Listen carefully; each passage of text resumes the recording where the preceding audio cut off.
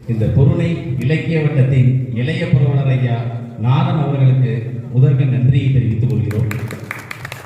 அடுத்ததாக அந்த 42வது ஆண்டு துவக்க நிகழ்வு இன்று மாலை அந்த முதல் நிகழ்வே அற்புதமான நிகழ்வு.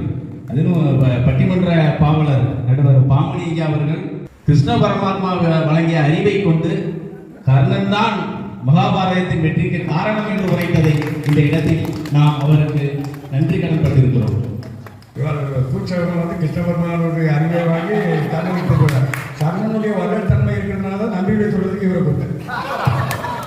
மதிய விருந்தின் போது ஒரு அற்புதமான விருந்து. அந்த சமையல் கலைஞர்களுக்கும் இந்த இடத்தில் நாம் நன்றியை தெரிவித்துக் கொள்கிறோம். அதை அமைத்து கொடுத்தவர்களுக்கும் நன்றியை தெரிவித்துக் கொள்கிறோம்.